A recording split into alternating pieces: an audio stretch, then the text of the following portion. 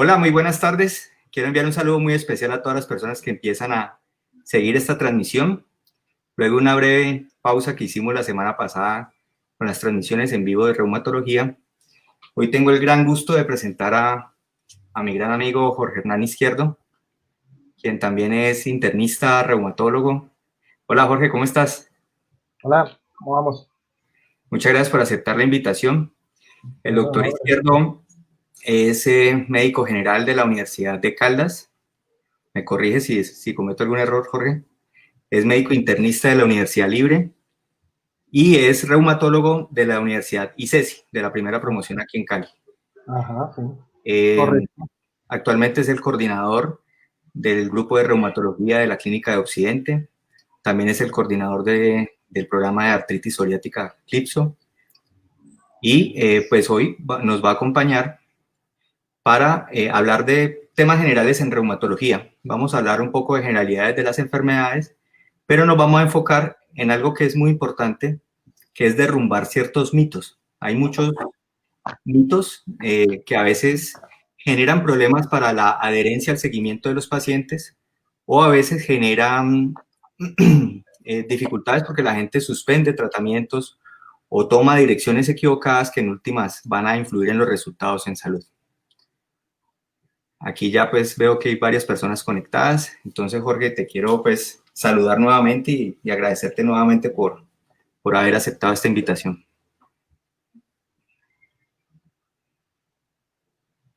No, pues, Carlos, antes muchas gracias por haberme invitado. La verdad es que pues, es la primera experiencia que tengo en ese tipo de cosas. Y bueno, chévere, chévere estar aquí y poder pues, responder las dudas y las inquietudes que tengan los participantes. Aquí ya hay mucha gente conectada. María Mercedes Rueda, Luis Fernando Ortiz, un saludo. Andrés Carmona, un amigo de Sevilla. Algunos Ok. pacientes.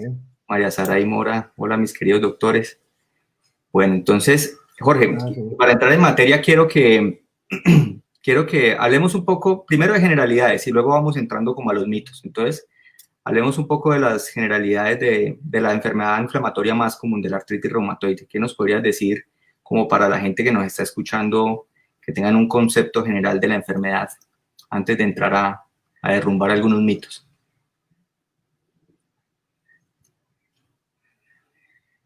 Bueno, pues básicamente las enfermedades inflamatorias articulares pues, son un universo bastante amplio de enfermedades, ¿sí? Donde el tema principal es que hay una inflamación y un daño a nivel de las articulaciones. Realmente son enfermedades que a la larga pueden afectar varias cosas. O sea, digamos como que uno se queda con el tema de que es solamente la artritis, pero eso puede afectar otras cosas a largo plazo. Puede afectar pulmón, a nivel renal, a nivel cardíaco. Son pacientes que a la larga pueden tener otros riesgos, por ejemplo, problemas a nivel cardiovascular, etcétera, pero todo es mediado básicamente por inflamación. Son, como a veces le digo ya a los pacientes, un poquito coloquialmente, son las defensas del mismo organismo, los que de un momento a otro se enloquecen por razones no muy claras y comienzan a atacar al mismo organismo y digamos que empiezan por hacer daño a nivel articular. Y de ahí en adelante, si la enfermedad no se controla, pues puede ocasionar otra serie de problemas. Por lo que acaba de mencionar, pues son enfermedades que no tienen una causa definida, Carlos, y pues todos los reumatólogos muchas veces sabemos que cuando nos preguntan, bueno, ¿y por qué me pasó esto? Casi que uno queda, la única respuesta que queda uno por decirle al país es un poquito por mala suerte, porque realmente no hay una causa explícita.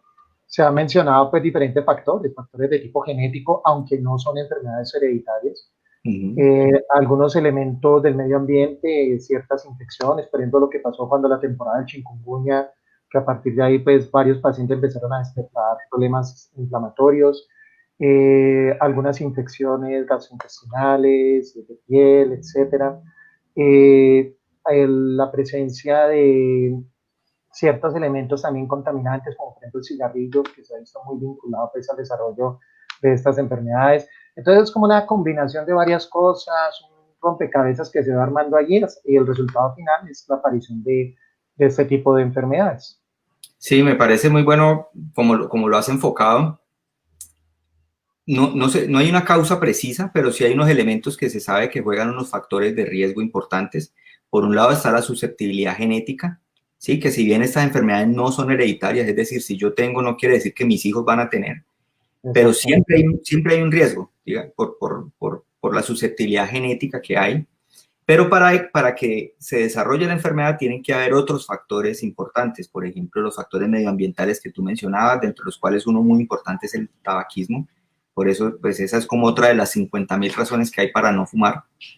Pero entonces quiero aprovechar este momento para también ir incorporando algunos mitos. Por ejemplo, hay personas que le preguntan, bueno, doctor, es que yo creo que a mí me dio la artritis de tanto trabajar, o me dio la artritis porque mi trabajo me implica a mí cambiar de temperatura, o me dio artritis de tanto que yo de niño me sacaba las yucas. Y entonces, ¿qué les podemos decir a esas personas respecto a esas preguntas?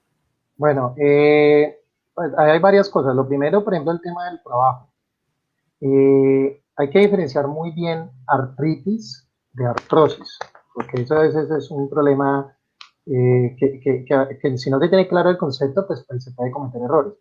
La artritis es un proceso inflamatorio y autoinmune, es decir, problema de las defensas, donde definitivamente no hay una causa definida, y lo que hemos mencionado, factores genéticos, ambientales, etc. Artrosis es un problema de desgaste articular que se va generando por la edad. En la mujer la menopausia pues, es un factor importante, el sobrepeso, ciertos tipos de actividades físicas, etc. Entonces, ninguna de las dos enfermedades se considera de origen laboral, eso es claro. O sea, nunca vamos a tener un paciente con artritis o con artrosis diagnosticado como una enfermedad laboral, eso no va a ocurrir. Sin embargo, el tipo de trabajo en un momento dado puede incrementar el dolor. Entonces, de ahí viene la idea de que es que hay medios por el trabajo. No, no es eso. Simplemente es que el tipo de actividad física que se desarrolla es una actividad física muy manual, muy mecánica, de mucho peso, muy repetitiva. Pues que esas actividades a la larga van a desencadenar dolor y el dolor se suma a lo que usted ya viene manejando de base y genera pues mayor compromiso. Pero está muy claro que ninguna de estas enfermedades articulares tienen un origen laboral. Que la parte laboral en un momento dado se requiera cambiar, puede ocurrir, ¿sí? Si en un momento dado es tan marcada la influencia de esa actividad mecánica sobre el dolor, toca cambiar el tipo de actividad, pues puede pasar, pero nunca van a ser la causa de este tipo de enfermedades. Otro mito frecuente, como lo mencionaste ahorita, es el tema del calor y del frío, ¿sí? Que por mojarme caloroso y entonces que es que mi trabajo era de mucho calor y me lavaba las manos, pues, y ahorita con el coronavirus que nos toca lavarnos las manos cada 20 minutos, entonces que eso me hacía doler las manos y realmente no. O sea, no se ha demostrado que ni el calor, ni la temperatura, ni los cambios de clima, ni nada de esas cosas tengan que ver con el origen de la enfermedad. Ahora bien, hay una percepción de dolor cuando cambia el clima. Y eso es claro, los pacientes se quejan de que si están en contacto con el frío les duele más, como también hay pacientes que se quejan de mayor dolor cuando hay calor, ¿sí? Entonces, parece ser que no es ni que el clima afecte la articulación, ni que el clima desencadene inflamación, no, sino que, ¿cómo me explico? Las terminales nerviosas que identifican el dolor, ¿sí? Están muy cerca de las terminales nerviosas que identifican el tacto, la presión y la temperatura. Entonces, esas terminales nerviosas, al estar continuamente en contacto con esas áreas de dolor, terminan siendo sobreestimuladas y pareciera ser que eso es lo que ocasiona que una persona con artritis sienta más dolor cuando está en clima frío o algunas personas cuando están en clima cálido. Yo he escuchado las dos versiones, no sé, Carlos. Sí, las dos. Yo estudié reumatología en Bogotá, entonces los pacientes me decían, no, doctor, yo me voy para tierra caliente porque es que allá sí no me va a dar artritis. Entonces yo dije, no, si eso fuera así, yo si me no voy. fuera, Entonces, en Cali nos moriríamos de hambre, ¿no? Y bueno, de hecho, pues yo soy de Cartago y a uno en el colegio, o los viejos le dicen a uno que Cartago era una tierra donde llegaba mucha gente de Bogotá, de Manizales, que para controlarse su artritis. Esa era pues la teoría, hablando de hace más de 100 años, ¿sí? sí, Pero sí. entonces realmente no, ni el clima ni la temperatura influyen en el desarrollo del dolor, de la artritis. Sí puede aumentar la percepción del dolor, pero no tiene nada que ver con el desarrollo de la enfermedad. Me encanta esa frase que utilizas, aumenta la percepción. Es decir, esos son dos cosas y creo que lo has explicado de una manera muy, muy clara. en el origen de la enfermedad no están ni elementos laborales, ni por el esfuerzo repetitivo, ni por yo hacer, es que yo me dedico a esto, entonces eso me produjo la artritis. No, esta enfermedad claramente no es laboral. Otra cosa es que ya tenga la enfermedad y, por supuesto, si yo tengo inflamadas las articulaciones y mi labor es de hacerle presión todo el día a las articulaciones, pues puedo tener más dolor. Lo otro, lo de la temperatura, los cambios de temperatura, ni de frío a calor, ni de calor a frío, eso no tiene ninguna relación en el origen de la enfermedad. Diferente es que, por ejemplo, cuando uno se expone mucho al frío, uno a veces siente como una mayor percepción de dolor. Incluso uno así no tenga artritis o algo, uno puede sentir hasta un poquito como de malestar o como molestias musculares. Pero eso no quiere decir que provoque el desarrollo de la enfermedad. Entonces, me parece que lo has explicado de una manera muy clara. Por aquí han hecho dos preguntas. Una, que si el estrés afecta, y va en línea con Amparo Dauquí, que nos dice que si después de un bajón emocional se puede desarrollar una artritis reumatoide. Esa es otra percepción que muchos pacientes tienen y es una pregunta muy valiosa. Bueno, el tema del estrés, pues siempre es una eterna pregunta para nosotros los reumatólogos en la consulta. Es claro, yo siempre le digo a los pacientes, las cosas con estrés duelen más. Y yo pongo el ejemplo de la esposa de un colega que en plena luna de miel se fracturó el tobillo y pues realmente no es que le hubiera molestado.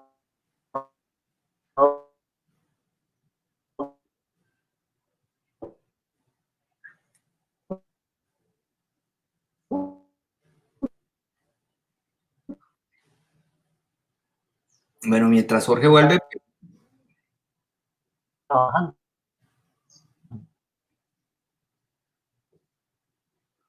Jorge.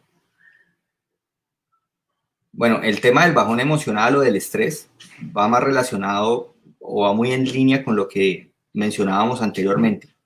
Una situación de estrés emocional, de bajón emocional, sí puede provocar un aumento de la percepción. Estoy repitiendo aquí un poco porque se nos fue la señal un momentico. Sí, sí. Entonces ya te vuelvo a dar la palabra. Okay. Que el estrés emocional y el bajón emocional pueden aumentar, por supuesto, la percepción de dolor, el malestar, todo esto, pero pues tampoco están detrás del origen de la enfermedad. Ahorita sí, cuéntanos la anécdota de... No, que les decía que la esposa de un amigo tuvo una fractura de tobillo en plena luna de miel y pues realmente no le molestó como mucho, o sea, uno paseando en Cancún en luna de miel, uno no se va a poner a pendejar con una fractura de tobillo. Y ojalá estuviera conectado para... Sí, yo creo que... Puedo dar fe que sí. no le dolió para nada. No, para nada, pero vaya que usted se fracture un tobillo trabajando y, mejor dicho, eso genera inconvenientes terribles. Pero Claro. bueno, no, realmente es el tema del el estrés lo que incrementa la percepción del dolor, porque igualmente uno cuando está estresado, cuando está angustiado, se generan varios cambios metabólicos a nivel del organismo que hacen que la percepción del dolor se incremente.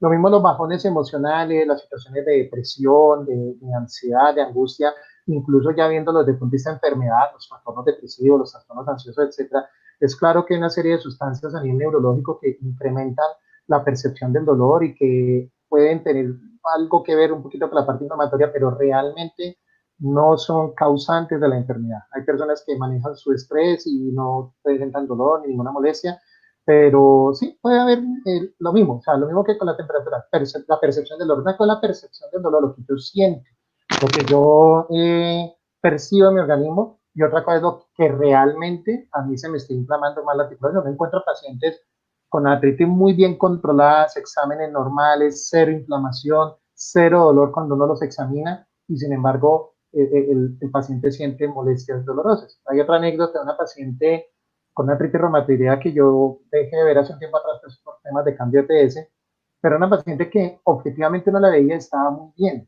no había inflamación en comparación a cuando iniciamos el tratamiento, los exámenes habían mejorado muchísimo, pero la paciente seguía quejándose de mucho dolor. Entonces, en un momento a una consulta nos pusimos a charlar, a conversar y resulta que evidenciamos pues una situación de estrés familiar, una historia pues dificilísima y la paciente pues como que sacó todo eso de su interior y al rato la volví, la examiné y le pregunté, bueno, ¿qué sientes de diferente ahora? Y yo, no, pues no sé, doctor, ¿qué ve usted? Le digo, cierto que no le dolió esta vez cuando la examiné. Y me dijo, ay, doctor, es cierto, no me dolió nada. Ha caído en cuenta. Eso Exacto. Eso es muy cierto. Eso es muy cierto. El estrés sí incrementa la percepción de dolor, disminuye, por decirlo de alguna manera, disminuye el umbral de dolor, ¿sí? Pero pues como tal no está detrás del origen de la enfermedad. Hay otro aspecto importante que por aquí nos pregunta Andrea Muñoz Tobón, es referente a la mala alimentación. Es decir, todos, y nosotros a todos los pacientes les decimos dieta sana, dieta balanceada, pero hay muchos, digamos, temas al respecto, muchas dudas. La gente pregunta que si la carne, que si es cierto que pueden comer carne. Algunos pacientes también me han dicho a mí que si la leche, que si es cierto que pueden tomar leche. Entonces, quería escuchar tu opinión. Bueno, me baso en dos cosas. Una, hubo un estudio publicado por unos científicos japoneses, hace ya creo que unos 3 años más o menos, si no estoy mal, que salió en una revista reumatológica, y de ahí me llamó la atención porque eso es una pregunta universal. Todos los países en todo el mundo se hacen la misma pregunta: ¿qué alimentos me pueden empeorar la artritis? ¿Qué hicieron estos investigadores? Cogieron y seleccionaron varias clases de alimentos y seleccionaron varios pacientes y miraron de pronto la relación entre X o Y tipo de comidas y la presencia o no de dolor e inflamación articular.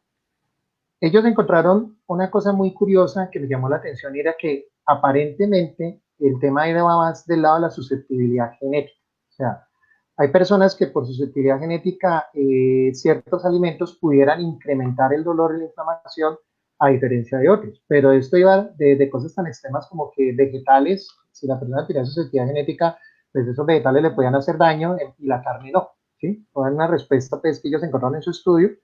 Fue algo muy llamativo porque, digamos, la respuesta principal fue: no hay ninguna comida, ningún alimento específico que genere artritis, que genere inflamación.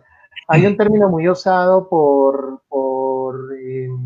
estos médicos naturistas, homeopáticos, que las dietas inflamatorias y que no sé qué, ¿sí? Lo que pasa es que hay una confusión de términos. Una cosa es la inflamación que se producen a nivel vascular, los pacientes que hacen infartos, que hacen trombosis cerebrales, ¿sí?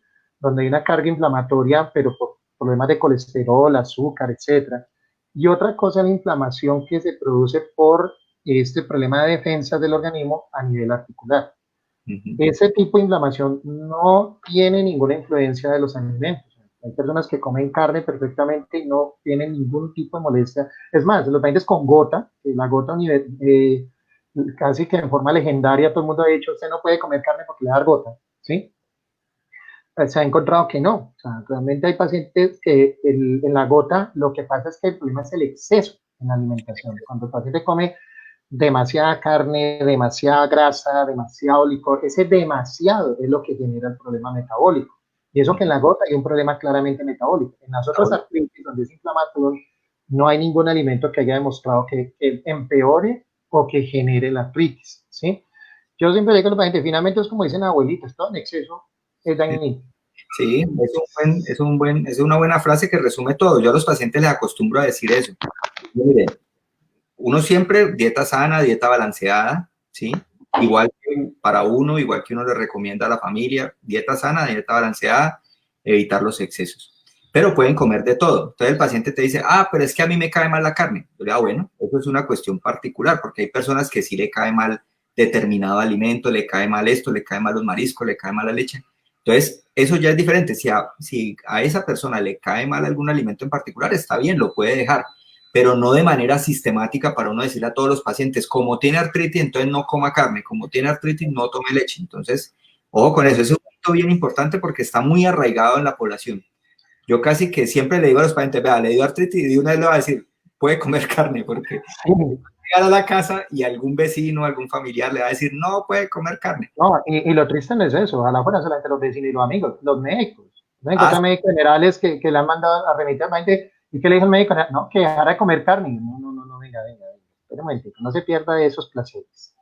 sí, todo de una manera, pues, Mesurada. de una manera balanceada. Eso Sí. está bien. Bueno, se nos pasó la respuesta de sacarse las yucas. Ah, que sacarse las yucas. No, esa parte de ser desagradable no causa ningún problema. yo a veces lo hago así, es hasta en la consulta se me sale, entonces A la mí gente me dice, me, "Ah, pero ¿cómo se le ocurre?" Eh, a mí eso me causa un fastidio terrible, vuelvo y repito, fuera de ser desagradable no pasa absolutamente nada. Eso no, y eso muy arraigado sobre todo en los niños. Yo creo que los reumatólogos pediatras a cada rato deben preguntar eso. Entonces, mi hijo me saca las yucas. Y yo, ah, nada, debe ser feliz. Pero, porque muchas personas lo hacen es por desestresarse, realmente. sí, bueno, otro tema aquí, más, ya habíamos hablado de esto, pero es para reforzar este mensaje. Aquí fue la pregunta que había.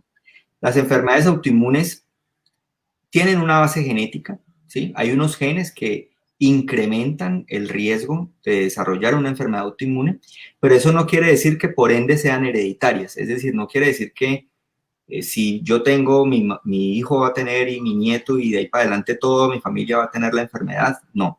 Y esto es algo que agobia mucho y yo siempre les mando un mensaje de tranquilidad. Es cierto que si en la familia hay un antecedente de cualquier enfermedad, pues para uno puede haber un poquito más de riesgo si comparamos con otra familia en la Ujú. cual nadie tiene esa enfermedad, pero aún así, lo más probable es que nunca durante la vida desarrolle la enfermedad. Entonces, es más bien como estar tranquilo con eso, que la gente a veces se angustia mucho y Sí, se eso es preocupa cierto. y todo eso. Sí, eso es muy cierto. Es verdad. Bueno, Bueno, ya un poco de artritis. También hay por aquí tenía una pregunta, pero se me perdió, la estoy buscando, pero era referente a la actividad física, ¿sí? Eh, ¿Se puede hacer actividad física? ¿No se puede hacer actividad física? ¿Qué tipo de actividad física se recomienda para los pacientes? bueno, eso es otra pregunta que, digamos, es algo que inclusive para nosotros los reumatólogos ha venido cambiando a lo largo del tiempo, ¿sí? Yo creería que ni siquiera nuestros profes, todavía más atrás, en su momento la recomendación era no haga ejercicio, ¿sí? Porque eso le va a hacer daño, etcétera. Listo. Hoy en día se sabe que no. O sea, realmente hoy en día se sabe que la actividad física aeróbica, una actividad física regular, rutinaria, puede ser muy benéfica incluso en términos de control del dolor y de mejoría de la movilidad. ¿Sí? Primero, es claro que el sedentarismo, ya sabemos todos, incrementa el riesgo cardiovascular, incrementa el riesgo de padecer enfermedades como hipertensión, diabetes, problemas cardíacos, etc. O sea, el sedentarismo de entrada es un problema delicado. ¿Sí? La actividad física ayuda a combatir estos problemas y en el caso de enfermedades reumatológicas, enfermedades autoinmunes, se ha demostrado que la actividad física también disminuye el riesgo cardiovascular, ayuda, vuelvo y repito, a controlar un poco más el tema del dolor y disminuye, en algunos casos, puede disminuir un poco la carga inflamatoria, de acuerdo pues, a algunos estudios que se han hecho. Pero la recomendación es, primero, tiene que ser una actividad física regular. Muchos pacientes, cuando no llegan de consultorio, parecen al reumatólogo, nunca han hecho ejercicio, no se mueven a horas penas del trabajo a la casa y la casa al trabajo y pare de contar. Entonces Claro, les dicen, haga ejercicio, empiezan a hacer ejercicio y al día siguiente están molidos, ya no más ejercicio. No, o sea, el ejercicio tiene que primero cogerse una rutina. Segundo, tiene que ser regular, se recomienda lo que recomiendan todos, mínimo 3 veces por semana, ojalá 1 hora de ejercicio.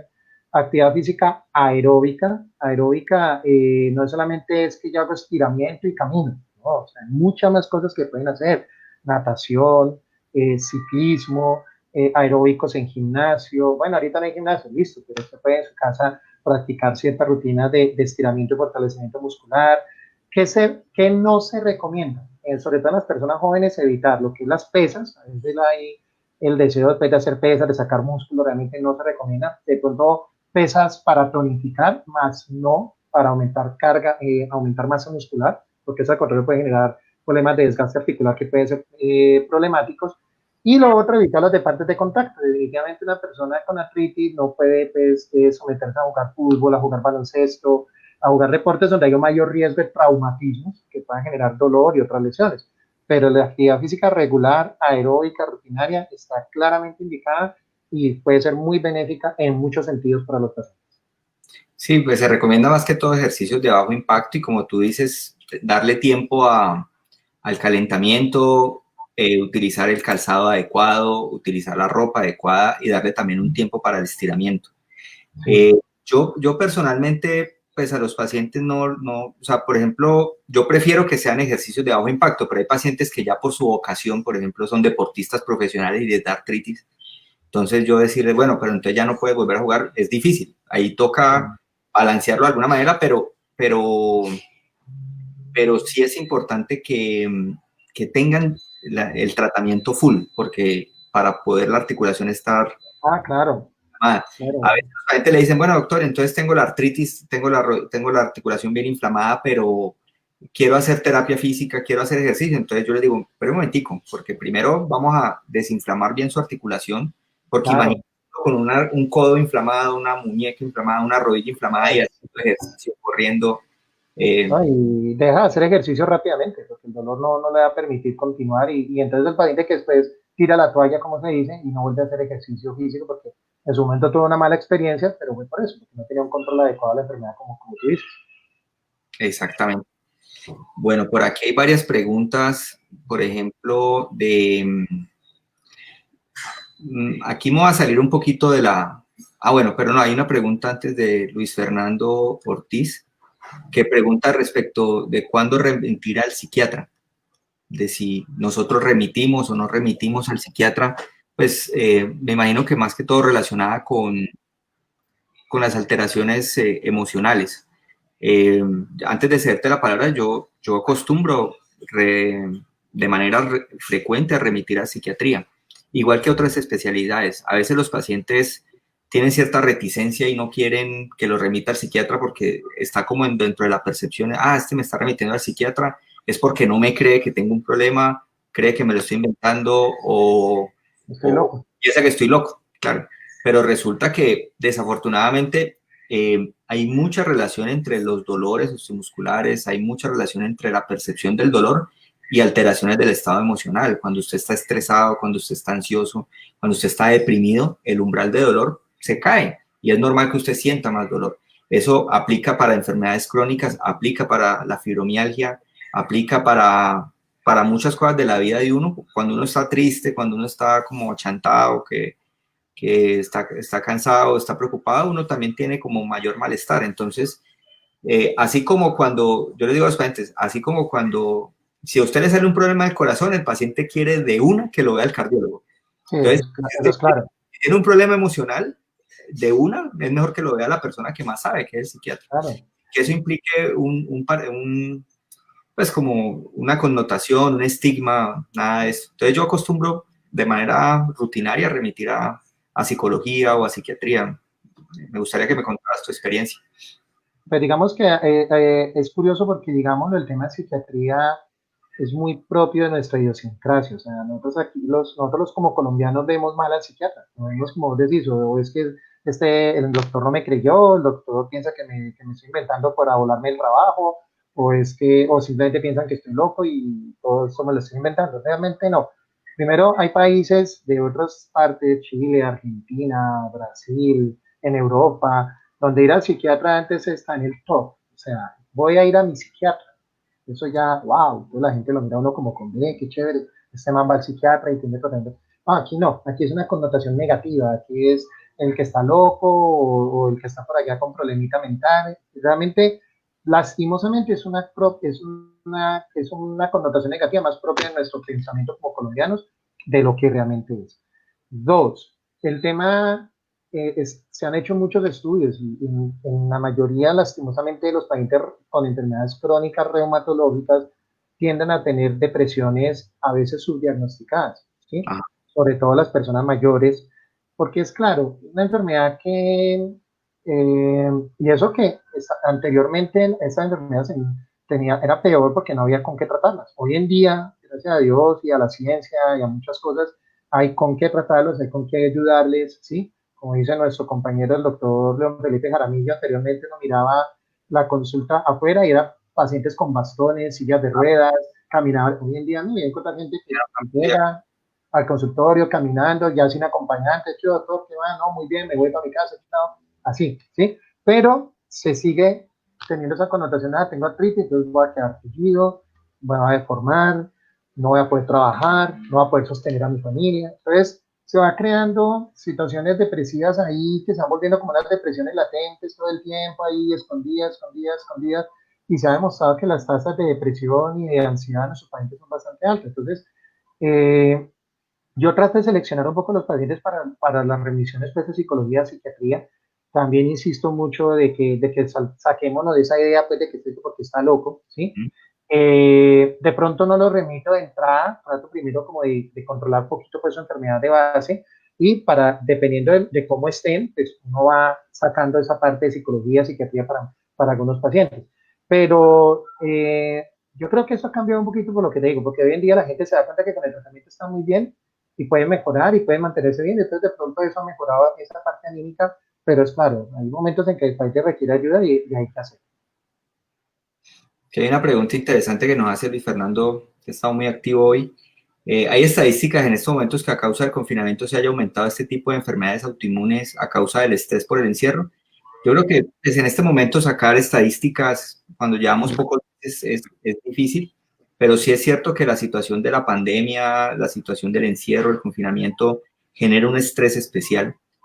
Yo personalmente, pues ahorita que estamos hablando un poco antes de empezar esta transmisión, hablamos de las teleconsultas y todo eso, uno percibe que la gente realmente, pues a uno también le hace falta salir, le hace falta, esto genera un estrés especial y yo he visto muchos pacientes que están bien de la enfermedad, están bien de la artritis, pero están incómodos porque por el encierro se sienten mal y a muchos, ojo con esto, y esto es un mensaje pues para todas las personas que están siguiendo esta transmisión en este momento, a muchos se les han incrementado los dolores por situaciones mecánicas, porque están en la casa de pronto haciendo más oficio, haciendo más actividad física y les empiezan a oler las manos, pero no es tanto que se haya alborotado la artritis, sino que están haciendo más oficio, por decirlo, Sí, es cierto. más túnel del carpo, ¿no? Que no, doctor, que se me duelen las manos, que se me duermen por la mañana, que no soy capaz de coger algo porque siento que se me resbala la mano y son muchos síntomas como de túnel del carpo exacerbados o por el oficio, por hacer actividades, o o también porque a veces se adoptan ciertas posturas para el trabajo que no son las habituales, porque probablemente en la oficina pueden tener su buen asiento, su buen escritorio, su buena cosa, en cambio en la casa uno muchas veces improvisa algunos puestos de trabajo, o se lleva el computador para la cama o cualquier cosa y el trabajo incómodo genera mucho túnel y muchas molestias osteomusculares. No sé qué percepción has tenido al respecto.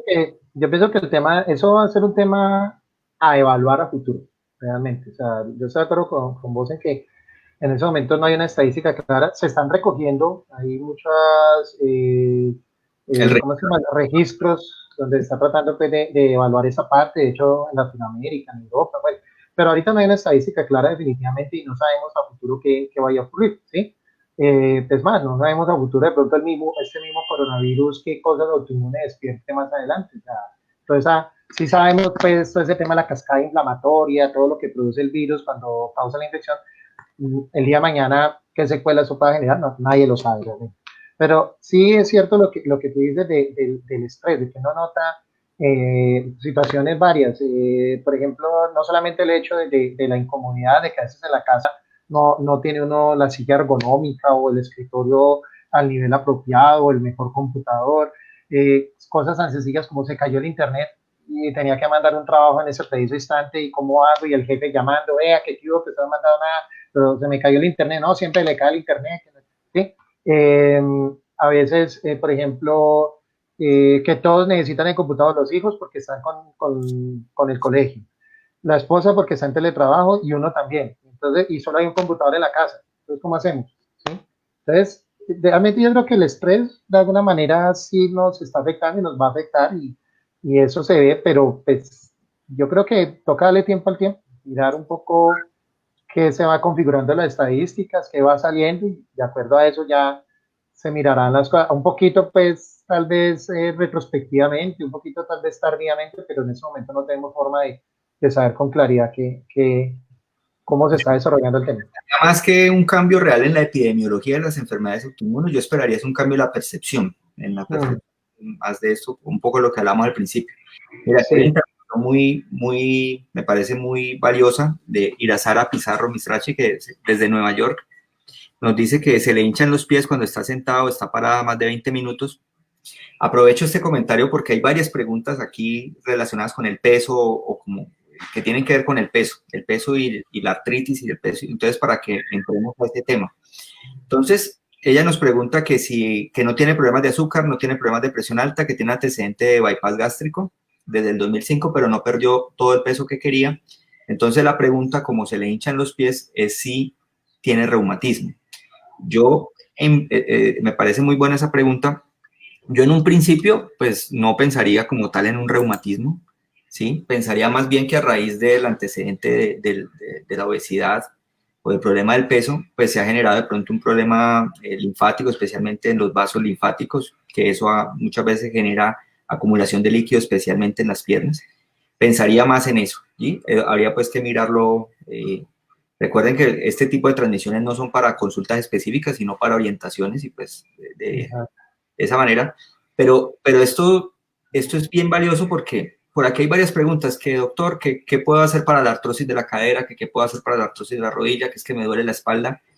Lo primero, por encima de cualquier medicamento, es bajar de peso, es tener el peso ideal. Ojalá tener el peso ideal, ¿sí? Sí. Porque el peso es el principal enemigo de las articulaciones, porque en unas transmisiones anteriores hablábamos un poco de lo que puede generar el peso desde dos puntos de vista. Uno, desde la parte biomecánica, que es la más importante, porque un peso para una articulación y uno le pone más peso es como el amortiguador de los carros.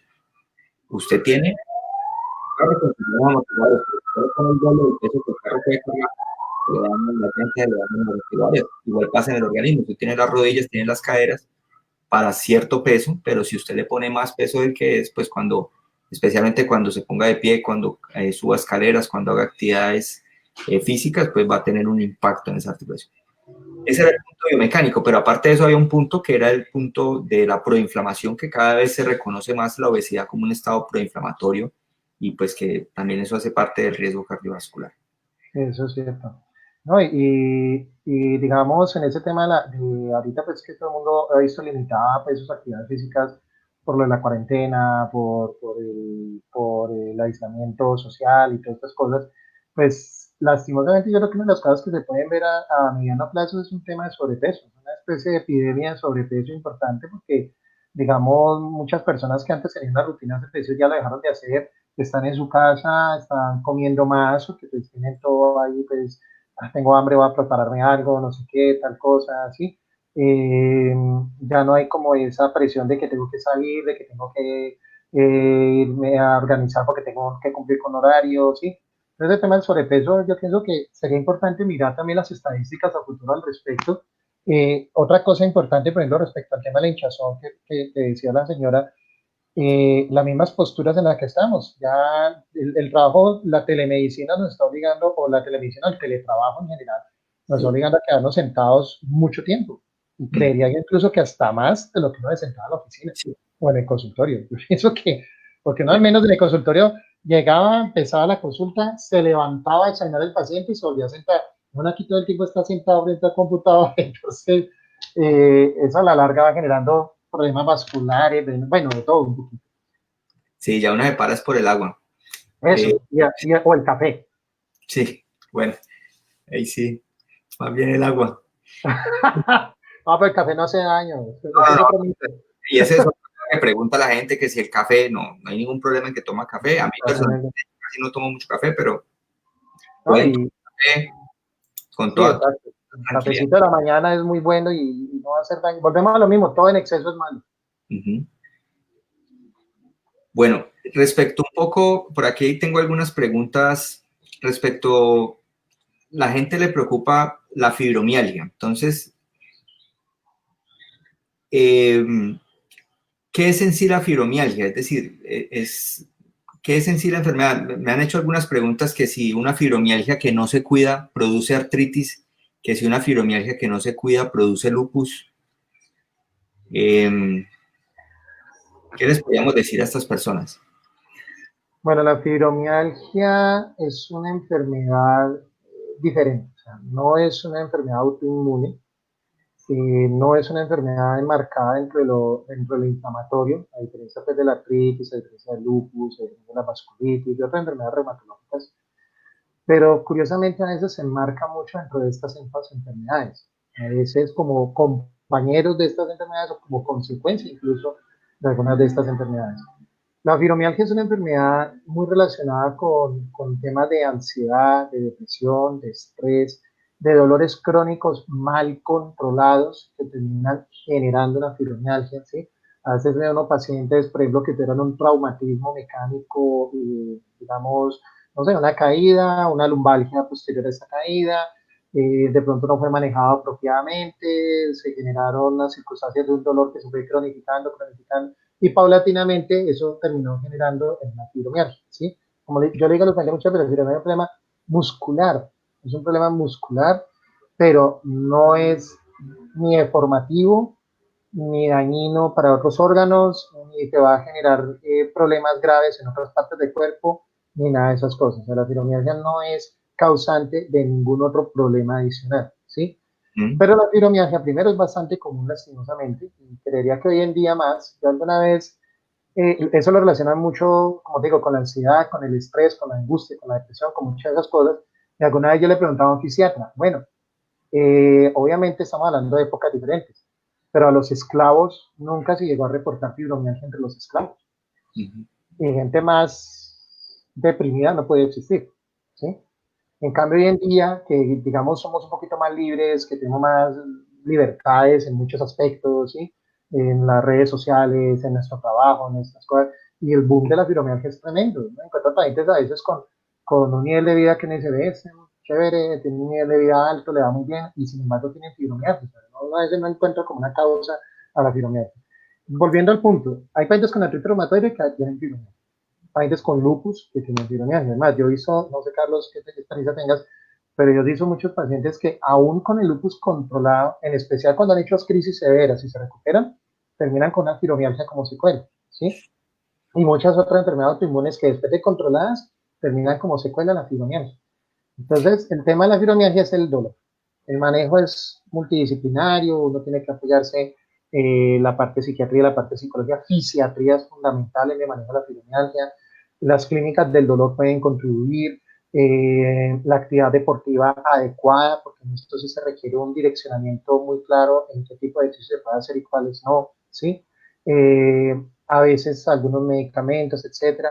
Pero lo más importante, y yo siempre parto desde el punto de vista de los 20, la fibromialgia no implica ni una enfermedad grave ni una enfermedad con secuelas graves a futuro. Yo pienso que partiendo de ese principio, uno mismo puede decir, bueno, listo, no tengo algo grave, eso está bien, podemos continuar con mi vida y no me va a pasar nada grave a largo plazo. Eso es un punto fundamental, pero pues sí hay que trabajar mucho en el control del dolor. Me parece muy importante ese mensaje que acabas de dar. La fibromialgia es una enfermedad que supone un desafío especial en reumatología porque los síntomas pueden ser muy variados. Es decir, el paciente puede decir que tiene dolor en todo el cuerpo y literalmente lo siente así. Es decir, yo le digo, ¿le duele el pelo? ¿Le duele las uñas? Sí, doctor, me duele todo. Listo. Eso es un criterio de fibromialgia, ¿vale? ¿Cuáles son los elementos que provocan o que están asociados más con fibromialgia? Vos los mencionaste muy claros, las alteraciones del estado emocional. También tener muy en cuenta las alteraciones del sueño. Cuando una persona no duerme bien, si usted como el celular, usted no lo pone a cargar de noche, al otro día no le funciona. Y Sí, así eso está. es totalmente cierto. Exacto. Entonces, dormir bien, estar tranquilo. La fibromialgia, vos sabes que en los últimos años ya el concepto de fibromialgia se ha expandido más como a considerar como un verdadero estado de hipersensibilidad, porque síndrome de sensibilización central, porque los pacientes realmente no solamente tienen dolor osteomuscular, los pacientes entonces son más alérgicos y si se toman un medicamento entonces sienten que le cae mal y entonces el mismo problema que tienen a nivel del dolor osteomuscular lo tienen también en el colon. Entonces sienten que la comida les cae mal y tienen intestino irritable, que es como un primo de la fibromialgia. Entonces, Dolor pélvico crónico. el quid, el punto es evaluar cuáles son los factores que están como factores desencadenantes para contribuir con esto. Por ejemplo, si el paciente tiene un problema de depresión, hay que mejorarlo. Si el paciente tiene un problema de mejorarlo. Si el paciente tiene un problema de que no duerme bien, todo eso hay que mejorarlo, porque esa es la única manera de realmente llegar a mejorar esto. Como vos decías, y lo quiero resaltar, la fibromialgia no es una enfermedad degenerativa, no es una enfermedad que le va a dañar las articulaciones.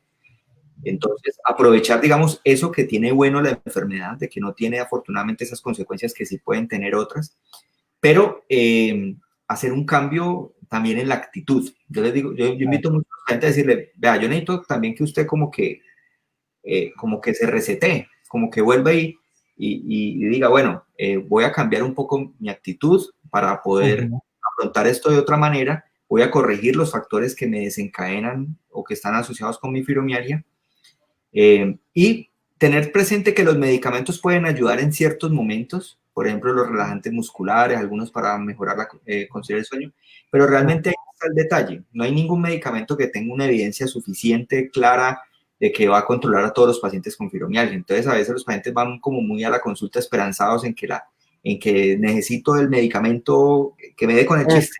Y el Sí, chiste, sí, eso es cierto. el chiste es evaluar el caso, pero de una manera muy integral. Sí, exactamente. Sí, eso es cierto. A veces incluso me da la sensación de que a veces lo remiten a reumatólogos como con y que uno como reumatólogo le dé el fármaco que le quite la fibromialgia, ¿sí? Yo muchas veces lo que hago es decirle a los pacientes, no, lo que vamos a hacer es evaluar que realmente sí sea una fibromialgia, porque ese es otro punto. A veces se exagera mucho en el diagnóstico. Una vez Sí, me encuentro pacientes que los mandan con diagnóstico de fibromialgia y realmente tienen una artritis, sí. realmente hay artrosis, a veces encuentro unas lesiones mecánicas graves, lesiones ligamentarias, bueno, otro tipo Pero de situaciones, muy bien. y, y, y, y les ponen diagnóstico de fibromialgia, el problema es que no le quitan ese sello, ¿sí? Entonces lo que yo les digo a muchas veces cuando me llegan al consultorio por primera vez es, ¿no? Vamos a evaluar, primero revisemos si realmente es una fibromialgia o no, y dependiendo de eso, pues tomamos las decisiones correspondientes, y ya eso va acompañado de ejercicios, por ejemplo, la hidroterapia hoy en día pues ha permitido mejorar mucho el tema del dolor y la mejoría de la movilidad en algunos pacientes. A veces utilizan fármacos, eso es cierto, pero digamos, hay que sacar un poquito también la idea de que la fibromialgia es igual medicamentos, no. La fibromialgia es casi que igual cambios en el estilo de vida en ciertos casos, y sobre todo, volvemos a lo mismo, tener la idea de que no es una enfermedad grave, que es una enfermedad que se puede manejar, que no va a generar daños y ningún otro inconveniente. Pero una de las cosas que yo sí trato de en primera instancia es como tratar de olvidarme un poquito de la fibromialgia, más bien evaluar que no tenga otra enfermedad allí, y si realmente se descarta con estudios, con exámenes, con una evaluación apropiada, porque hay pacientes que ni siquiera los han examinado, que les pusieron el dedo ahí y le dolió y ya fibromialgia. No, hay que tener una evaluación clara, concisa, concreta, y con eso ya mirar. Doctor, aquí un saludo de un cuasi paisano. Ah, carambas, eso está muy bien. Bueno, por aquí hay una pregunta interesante, ¿cómo diferenciar si tenemos fibromialgia o artritis? Pues los hallazgos al examen físico son diferentes. La forma como el paciente también lo describe es diferente. Normalmente la artritis es un problema más circunscrito a la articulación, mientras que la fibromialgia es un dolor más difuso. El paciente lo describe como en todo el cuerpo, en un lado del cuerpo, pero no es concretamente solamente la articulación. Y al examen físico hay diferencias notables, ¿ya? Hay unos puntos específicos en los cuales el paciente con fibromialgia, cuando uno lo toca, simplemente con tocarlo, hay un dolor considerable por parte del paciente, mientras que en la artritis uno ve la articulación inflamada, es decir, si es la mano está inflamada, la muñeca están inflamadas, las articulaciones, entonces uno, al examen físico es relativamente difícil hacer la discriminación de esas dos enfermedades. Quería hay varias preguntas respecto al síndrome de Sjögren. Ya nos quedan 10 minutos, Jorge, entonces quisiera que nos habláramos un poco de esta enfermedad, que es una enfermedad también muy frecuente y pues se habla menos que de esta enfermedad respecto al lupus o respecto a la artritis, pero pues también es importante mencionar la enfermedad, el síndrome de Sjögren. Bueno, el síndrome de Sjögren, pues a mí yo siempre les molesto un poquito a los pacientes porque yo les digo que es Sjögren, porque todo el mundo me pregunta, ¿y qué es Sjögren? A ver, ¿cómo se escribe eso? Es que yo necesito decirle a mi abuelo, a mi papá que me dijeron que tiene Sjögren, ¿cómo se hace? Yo les digo, Sjögren es el apellido del oftalmólogo desocupado que la descubrió. Punto. Desocupado. Eh, ¿Ah? Desocupado. Sí, sí, porque no tenía nada más que hacer, a mirar como los ojitos secos, pero bueno. Entonces, el síndrome de Sjögren es una enfermedad que a veces pasa mucho a agache, porque todo el mundo se centra en el síndrome seco. El síndrome de Sjögren es sequedad, punto. Y bueno, en gran medida lo es, ¿sí? O seco, boca seca, piel seca, etcétera. Es una enfermedad, pero hay otras cosas que tenemos que tener presentes. Primero, es una enfermedad autoinmune, es decir, lo que hemos hablado hace un rato, es una enfermedad donde las defensas del organismo atacan el organismo. Es una enfermedad que no es solamente sequedad. Por esas razones que nosotros los reumatólogos tenemos que ver el Sjögren. ¿Por qué? Porque es una enfermedad que a la larga puede complicar otras cosas. A la larga puede haber problemas a nivel pulmonar, que es uno de los órganos favoritos del Sjögren. A nivel renal es raro, pero puede ocurrir. El Sjögren suele acompañar a veces desde el principio otras enfermedades autoinmunes. Entonces, no es raro que uno encuentre un Sjögren y con el tiempo el paciente desencadena una artritis. Un Sjögren y con el tiempo aparezca un lupus. Un Sjögren y con el tiempo aparezca un escleroderma, ¿sí? Entonces, el Sjögren es una enfermedad que hay que estar vigilando porque a la larga puede acompañarse de otros problemas autoinmunes. Ajá. También es una enfermedad que puede generar problemas a nivel neurológico, trastornos a nivel cerebral, trastornos a nivel de la sensibilidad, trastornos a nivel de la movilidad. Afortunadamente no es frecuente, pero sí se puede ocurrir que se presentan complicaciones por culpa del Sjögren y eso es lo que obliga a su seguimiento, ¿sí? Es importante, la sospecha se genera cuando hay resequedad, ¿sí? Es al paciente a sentir fastidio en los ojos porque como que no lagrimea bien, la boca se le reseca con facilidad y tiene que estar tomando agua. Eh, em, Empecemos porque la sequedad puede tener varias causas, por eso es importante investigarla. A veces puede ser el origen de una diabetes, a veces puede ser por temas de la menopausia en las mujeres, pero si empiezan a ver esos síntomas, pues debe consultarse para hacer una evaluación completa adecuada y mirar si estamos o no en el Sjögren. La mayoría de las veces el Sjögren no requiere un tratamiento médico de entrada, puede manejarse con medidas caseras, puede manejarse con seguimiento, con control, pero vuelvo y repito, es una enfermedad que no se puede descuidar, que tiene que estarse chequeando adecuadamente y tiene que estar uno pendiente de que no haya las complicaciones que mencioné ahorita previamente. Sí, completamente de acuerdo, completamente de acuerdo. Es una enfermedad que puede acompañar a otras enfermedades y puede estar pues relacionada, se caracteriza principalmente por resequedad, también da la misma inflamación articular, pero generalmente una intensidad un poco, un poco menor. Por aquí tenemos algunas preguntas. Han preguntado que si las personas con enfermedad reumática se pueden embarazar. Eso es una pregunta importante. También Muy han buena. preguntado por fertilidad, tanto en las mujeres como en los hombres. Sí. Pues el tema del embarazo, primero depende de la enfermedad que se tenga, ¿sí? Claramente. No es lo mismo una mujer con artritis reumatoide que una mujer con lupus, que una mujer con Sjögren. Digamos que cada enfermedad autoinmune implica ciertos riesgos y ciertas complicaciones en caso de embarazo, ¿sí? Partamos de un principio. Anteriormente a una mujer con una enfermedad reumatológica le decían, usted no se puede embarazar y punto. Muchas mujeres jóvenes terminaban casi que frustradas en su deseo de ser madres y cómo así, entonces nunca va a tener hijos, etc. ¿Sí? Y ahí paraba no. Hoy en día se sabe que sí se pueden embarazar bajo un seguimiento estricto. Yo cuando tengo pacientes con enfermedades reumáticas que me dicen quiero embarazarme, yo les doy el aval, yo les digo, pero prepárese porque el ginecólogo la va a insultar, le va a decir que no, que cómo le ocurre a ese reumatólogo tan bruto de decirle que está embarazada. Calma, vamos despacio y lo vamos logrando. Hay que partir de unos principios fundamentales. Uno, que la enfermedad reumática esté controlada. Eso es importantísimo. Y controlada no hace un mes, de mínimo 1 o 2 años continuos de control de la enfermedad. Que la enfermedad esté, como decimos nosotros, apagada o en remisión. Segundo, que para el control de esa enfermedad no dependa de medicamentos que afecten el embarazo. Hay medicamentos nuestros que lastimosamente pueden afectar el embarazo, sobre todo el feto, como el metrotexato, por ejemplo, pero hay otros medicamentos que se pueden utilizar incluso en una mujer embarazada y que pueden ayudar a mantener controlada la enfermedad. Tercero, que no haya compromiso grave de órganos importantes, porque si es una mujer que tiene, por ejemplo, lupus, y el lupus le dañó el riñón y está dependiente de una diálisis o está a portas, definitivamente no se puede embarazar, pero por la enfermedad renal que tiene. Entonces yo pienso que son esos tres los elementos fundamentales. Uno, que la enfermedad reumática esté controlada y lleve un tiempo prudencial de estar controlada. Dos, que no dependa de medicamentos que puedan afectar el embarazo para el control de su enfermedad, o si tiene sus medicamentos que uno los pueda suspender con seguridad y el paciente no vaya a recaer.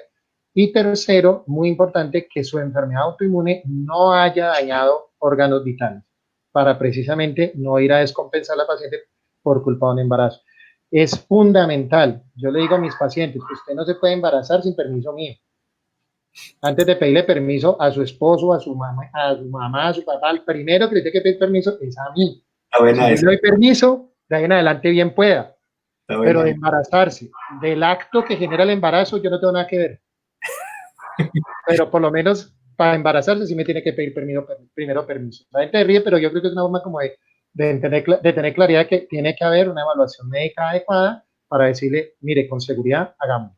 Sí, yo también digo, mire, la decisión del embarazo es una decisión suya, pero usted no tiene que preguntarme al médico y el médico, es decir, la decisión es suya y uno está para ayudarle, uno está para apoyarla y para, listo, usted quiere, miremos cuáles son los riesgos, miremos todo. De entrada se sabe que va a ser un embarazo especial y es un embarazo que va a tener ciertas condiciones, va a requerir unos controles especiales y el primero, como tú lo dices, el embarazo tiene que ser planificado, o sea, no puede llegar aquí, doctor, mire la noticia, 6 meses de embarazo, va a ser niña, ¿no? Pues felicitaciones, pero ¿y entonces? ¿Y el control qué? Entonces, lo importante es que sea bien controlado, para disminuir riesgos. El riesgo nunca va a ser del 0%, ni siquiera en las personas que no tienen enfermedades autoinmunes. Nunca va a ser del cero. Los embarazos también se pierden, se complican, aún en mujeres sanas, les da preeclampsia, les da de todo, aún en personas sanas. Entonces el riesgo no es cero, pero tomando ciertas medidas sí se puede reducir el riesgo. Hay una pregunta específica respecto a los medicamentos, la fertilidad en mujeres, en hombres. Es cierto, hay medicamentos que pueden disminuir, eh, digamos, por ejemplo, en los hombres producir oligospermia, es decir, disminuir la cantidad o disminuir la facilidad con la que el espermatozoide llega a fecundar. Y eso, algunos medicamentos puede ser, por ejemplo, ciclofosfamida, por ejemplo, se ha postulado que el metotrexate, por ejemplo, incluso la sulfasalacina, hay algunos reportes como antagonista del ácido fólico que puede influir en eso. Entonces, todo eso hace parte de la consulta preconcepcional, el estado tanto de la mujer como del hombre y pensando en el embarazo. Exactamente. Yo creo que nos quedan 2 minutos, entonces pues te quiero adelantar primero, reiterarte el agradecimiento por aceptar esta invitación, agradecerle a todas las personas que se han conectado, que aquí tengo un mundo de mensajes, de antemano excusas que no puedo poner todas las preguntas porque son muchas. Y quería invitarte como a que nos dejaras un mensaje final de esta presentación y de una vez la invitación para que hagamos otra transmisión en vivo en unas semanas. Bueno, yo creo que el principal mensaje que debe quedar es, eh, como le digo, recuperar un poquito la confianza en su médico tratante, su reumatólogo, ¿sí? Eso es una relación a muy largo plazo, ¿sí? Yo le digo a los pacientes, es un matrimonio que no admite divorcio, porque son enfermedades a muy largo plazo, son enfermedades que siempre van a requerir el control, el seguimiento, la consulta. Entonces, lo primero y lo más importante es confíe en su reumatólogo, coméntele las cosas, si hay alguna duda respecto a algún medicamento, pregúntela. Antes de tomar decisiones sobre tomar o suspender un medicamento X o Y, pues hombre, primero consúltelo, doctor, lo puedo hacer, no lo puedo hacer, ¿sí? Créame que nosotros como reumatólogos estamos dispuestos a ayudarles, a prestarle un servicio buscando el máximo beneficio posible dentro de lo que se pueda dentro de su enfermedad. Habremos algunos buena gente, otros somos más cascarrabios, bueno, hay de todo como en botica, pero yo creo que el principal mensaje para evitar que estos mitos se crezcan y evitar tomar malas decisiones a veces. El problema de los mitos es que pueden generar malas decisiones, ¿sí? Entonces, lo más importante, lo principal es confíe en su reumatólogo, coméntele, cuéntele, aclare sus dudas, para eso son las consultas, y en un momento dado, eso le permite a usted como paciente tomar una decisión más adecuada, más documentada y evitar de pronto errores que puedan ser perjudiciales para su salud. Bueno, Jorgito, yo creo que ha sido un mensaje muy claro. Yo también creo que me adhiero a esas palabras. Me gusta eso que dijiste, que es un matrimonio que no admite divorcio, porque realmente uno puede, con el paciente uno puede, como estas enfermedades generalmente son crónicas, que por ahí hay una pregunta de eso, que si era aguda o si era crónica. Generalmente estas enfermedades son crónicas, entonces es muy bueno tener una buena relación con el paciente, una empatía, una buena comunicación, al paciente resolverle las dudas, que el paciente tenga confianza, comodidad en preguntar, porque a veces les da temor, no hay preguntas tontas, realmente No. es muy importante que todas las dudas queden lo mejor resueltas, porque para no generar interferencia en el acto médico, en el proceso de atención médica. Entonces resulta que, como tú dices, es un matrimonio que no admite divorcio, porque es que uno puede negociar mucho durante todo ese tiempo. Uno puede decirle, mire, hoy está con metotrexate, puede que el día de mañana no lo necesite, puede que el día de mañana usted ya esté tan bien que hasta de pronto uno puede hasta los medicamentos bajárselo, pero aún así, aún estando tan bien, usted va a necesitar un control médico, porque la enfermedad como tal no se quita. Entonces, es mejor que así esté controlado, usted siga en controles, tenga la posibilidad de consultar. Y estos mitos van generando problemas porque están muy arraigados en la sociedad. Eso no es un problema individual del paciente, sino que está muy arraigado. Y el problema es que eso hace que entonces se pierdan, se desvíe la atención médica. Hay veces que es muy común porque los pacientes me dicen, doctor, mire que me costó 4 meses conseguir su cita. Y sí, ese es el sistema de salud, ese es el acceso. Gracias a Dios todavía somos poquitos. Y resulta que, pero Jorge, 4 meses para conseguir la consulta. Y apenas sales de la consulta, se van y le preguntan a la vecina que qué se toma. Ah, ¿Qué sí, se eso, toma? eso. No se va a tomar eso porque le daña el hígado. Entonces uno dice, oye, pero A ver, ¿qué le dijo el doctor? Nada.